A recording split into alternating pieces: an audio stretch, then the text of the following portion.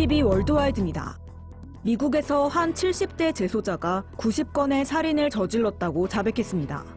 이 자백이 모두 사실로 확인될 경우 미국 범죄 사상 가장 많은 사람을 살해한 연쇄 살인범으로 기록되게 됩니다. 지난 2012년 마약 사범으로 붙잡힌 세뮤얼 리틀은 수사 과정에서 3건의 살인 혐의가 더해져 가석방 없는 종신형을 선고받았습니다.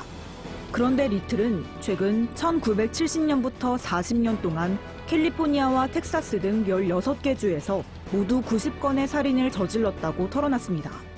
수사당국은 리틀이 주로 마약 중독자나 매춘부를 상대로 범행을 저질렀다며 70대의 고령이지만 피해자 얼굴을 그릴 정도로 당시 정황을 구체적으로 기억하고 있다고 설명했습니다.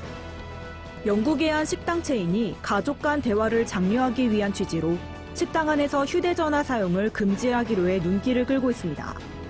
가족형 외식업체 프랭키 앤 베니스는 250여 개 지점에서 무폰존, 즉 휴대전화 금지 구역을 운영하기로 했다고 밝혔습니다. 손님이 테이블 위 바구니에 휴대전화를 넣고 쓰지 않으면 어린이 메뉴를 무료로 제공하는 겁니다. 이 같은 조치는 최근 한 설문조사에서 부모와 함께 식당을 찾은 자녀들이 부모가 휴대전화에 몰두하면서 자신이 무시당하고 있다고 느꼈던 결과에 따른 것으로 전해졌습니다. 중국의 대표적인 간편결제 서비스인 알리페이 이용자 수가 9억 명을 돌파했습니다. 모바일 간편결제가 일반화되면서 중국인들의 일상은 송두리째 바뀌었는데요. 대중교통을 타거나 식당, 병원에서 계산할 때, 심지어 노점상이나 길거리 버스킹 공연을 보고도 QR코드로 결제하는 모습입니다. 스마트폰으로 QR코드를 찍으면 자동으로 고객의 은행 계좌에서 상점 계좌로 돈이 지불되는 방식입니다. 알리바바 보고서에 따르면 지난 2004년 출시된 알리페이는 전 세계 9억 명에게 서비스를 제공하고 있으며 중국에서만 7억 명이 사용하고 있습니다. 벨기에에서 무슬림 부모가 자녀를 학교에서 자퇴시켜 홈스쿨링을 하는 경우가 늘고 있습니다. 벨기에 정보당국은 홈스쿨링을 하는 것으로 등록된 아이 가운데 최고 20%가 이슬람 극단주의 교육에 노출된 것으로 추정된다며 극단주의자와 연계된 부모의 수가 얼마나 될지 알 수 없어 우려된다고 밝혔습니다.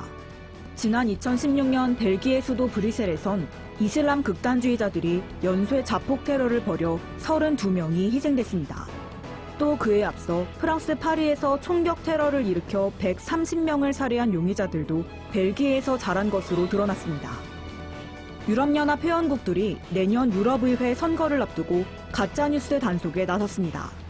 러시아 등 일부 국가가 승산 없는 후보에 표를 주는 등 가짜뉴스를 퍼뜨려 선거에 영향을 미칠 것이 우려되기 때문인데요. 유럽연합 관계자는 유럽을 겨냥한 러시아의 가짜뉴스 전파는 국가 내부에서 허위 정보를 퍼뜨리는 중국이나 북한과는 차원이 다른 광범위한 위협이라고 전했습니다. 이에 따라 유럽연합 집행위원회는 지난 6개월 동안 가짜뉴스를 뿌리 뽑기 위한 종합 대책을 마련했으며 회원국들은 이달 열리는 정상회의에서 이를 논의할 예정입니다. 구TV 월드와이드 윤인경입니다.